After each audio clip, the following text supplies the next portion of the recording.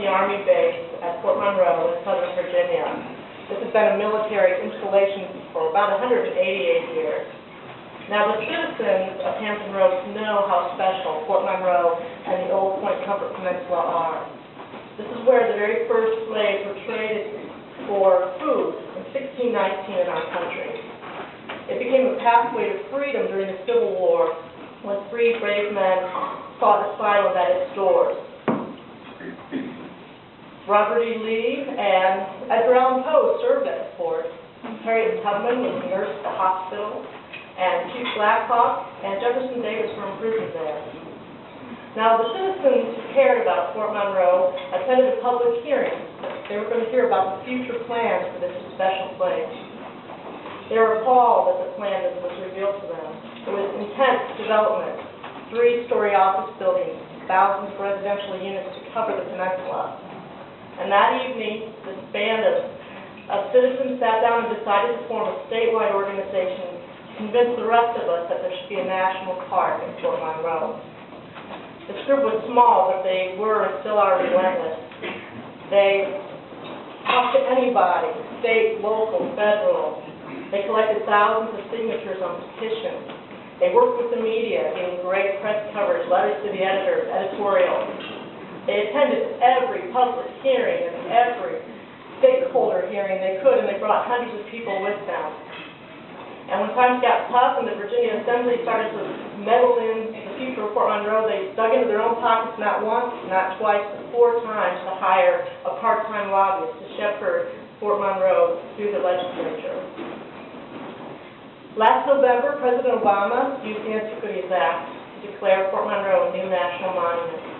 We were able to get 324 of the 565 acres protected in our new national monument. The president of the citizens group, Mark Perreault, was in the Oval Office when the president, surrounded by, no offense intended, but surrounded by a lot of legislators. And I was thrilled at the end when he looked right at Mark and said, "I especially want to thank the private citizens who made today possible." But this group is not resting on their laurels. They still have big plans for Fort Monroe. It's a partnership park, and there's a lot of work to be done. We have the Starport, we have the North Beach, and they have their eyes set on getting a green corridor to connect the two. We are very lucky to have a good contingent of the citizens for Fort Monroe National Park here tonight. President Mark Perreault and his wife Karen, Billy Eisenheld, Alex Gould, Jane Yerke, Scott and Susan Butler, Phil and Jennifer Adderley, Joanne Berkeley, Monica Malone, Adrian Whitcomb. I'm really, really pleased to have in our midst Jerry Holland.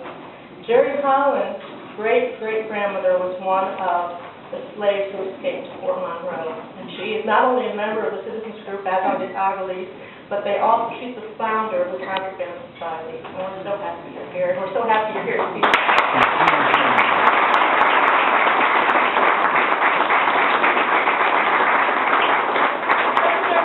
For a new park, their absolute refusal to hear the words no, and their relentless determination, NPCA is so honored to present the Marjory Stoneman medalist to the citizens of Fort Monroe National Park.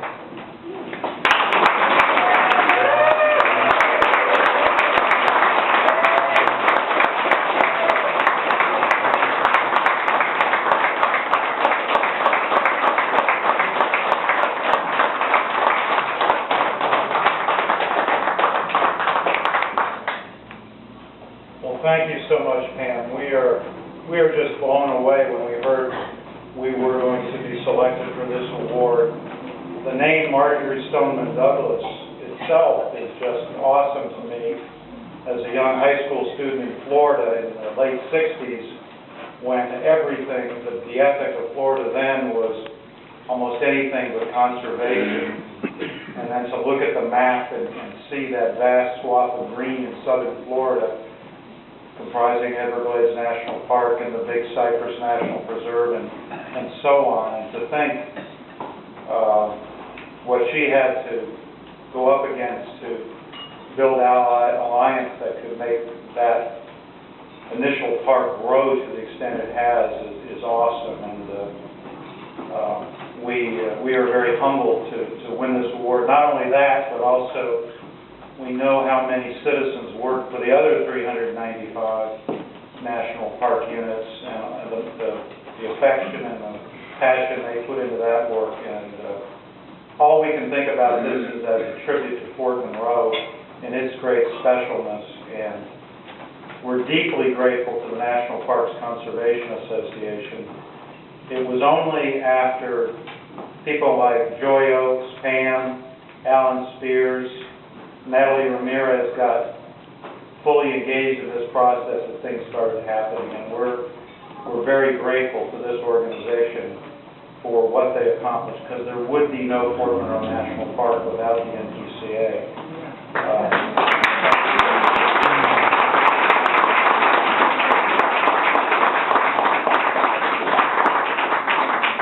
And I would be remiss if not to pick up on Pam's point about there's more work to be done. You all understood instinctively from the beginning what we felt is that Fort Monroe is freedom's fortress. It's a great repository of our nation's history, but it is also has the duality of being a great strategic natural landmark at Old Point Comfort on the Chesapeake Bay. And we were successful in preserving 224 acres of that natural splendor as well as the fort. And we have the opportunity to link the fortress and the 224 acres of natural lands into a unified whole that can be a great treasure for our urban area, Hampton Roads, and the nation. And we're working very hard as a process for the state lands continues in the coming months.